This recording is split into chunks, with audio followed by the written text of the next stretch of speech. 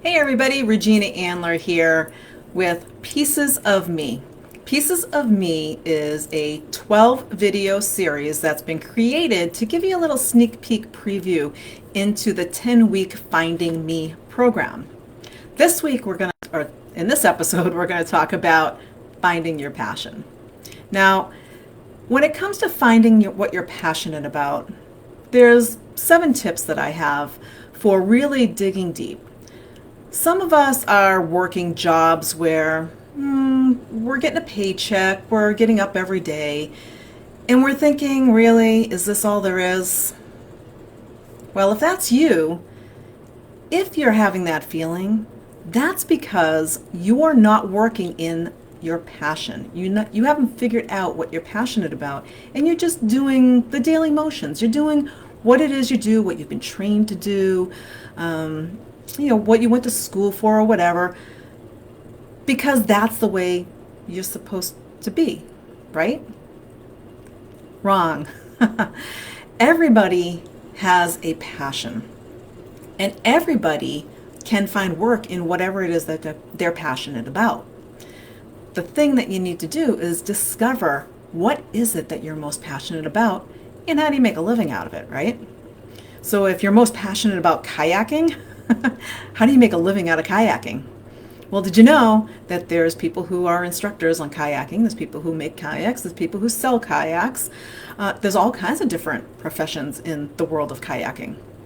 So while you think this might just be something that you like to do on weekends, and you're really passionate about it, there is actually work you can do in that passion. Let's go into the 7 tips for identifying and finding out what you're really passionate about. Now, the first thing is to explore what it is that you love to do. Maybe it's kayaking.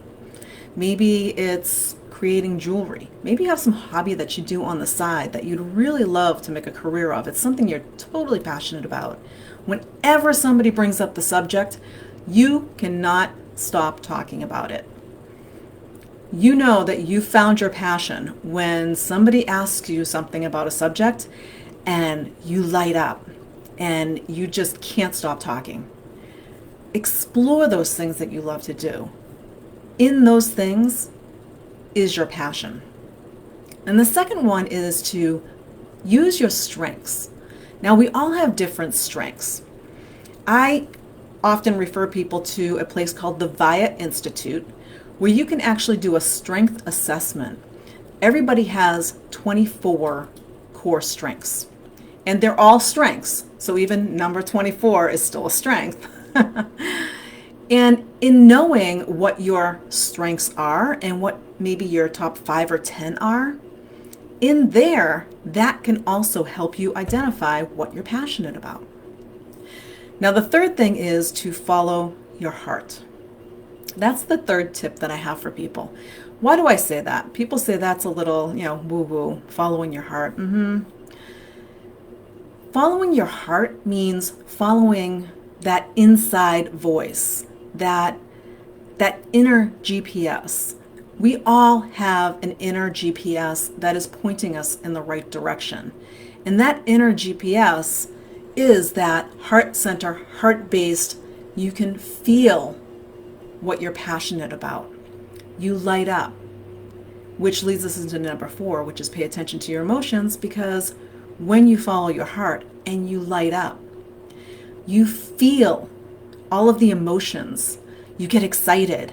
You can't stop talking about it. You want to wake up every day and go do whatever it is that you're doing, whatever it is that you're passionate about. That is where your passion lies. Now, if you're still going, well, I'm not sure, sit down and think about your why. You may have heard people say it's all about your why. What is my why? Your why is, why are you doing this? Why are you here? Why are you on the face of this earth? What is your purpose in life? What gets you charged up? Maybe it's the kids. I just recently saw a Facebook post for someone who literally posted out that his why was his grandkids. That is a great why. His why for doing what he does and being successful at what he does and doing what he loves is so that he can provide his grandkids with their best life ever. That's a great why. What is your why? When you find your why, things will start to open up and you'll start to discover your passion, because you'll find out, how do I get to my why? How do I help? How do I make sure my grandkids have the life of their dreams by me supporting them with what I'm passionate about? So that's number 5. Number 6 is to ask others. We go around walking around in life all the time, and we do lots of things, and we have our friends and we have our coworkers and all these people around. And sometimes it's kind of the you can't see the forest for the trees idea, where what you're passionate about is about you and it's all around you, and you've got blinders on and you don't even notice what it is. However, those around you see it all the time, and they're begging you to go do what it is that they know that you're passionate about, and you just haven't figured out yet. So ask others, what do they think? What do they think about what you do? What do they think is your strongest point? What do they think is the most exciting thing about you? You may learn something from others that you just took for granted and weren't even thinking about. And as soon as you discover that, you've discovered your passion. Last but not least, give yourself permission to be human. When people go looking for their passion, depending on what age they're at, they might say, well, I'm in my 60s, I'm in my 50s, I'm too old to go find out what I'm passionate about. I went to high school, I went to college, I learned a trade, this is what I do. Well, if you're spending every day just going, well, this is what I do, and it's, another day, another dollar, you're certainly not living in your passion. And the thing is that you're never too old. So what permission to be human is all about is, that was what you did in the past. That was your life. That's okay. That's what you've been. The question is, who do you want to be? Who do you want to be when you grow up? That's the secret. Finding your passion is discovering that person you want to be when you grow up. So just to recap, the 7 tips for finding your passion are: explore the things that you love to do. Use your strengths, all of your strengths, whether it's humor, love, compassion, empathy, your strengths. Use your strengths to help you along the way. Follow your heart. Your heart won't lie to you. You'll feel it. And pay attention to those emotions, because those emotions are guiding you. Your inner GPS system will guide you in the right direction to your passion. Find your why. Why are you here? Why do you do what you do? What excites you? What is it that you really want to get up and live your day for? Is it the grandkids? Is it your kids?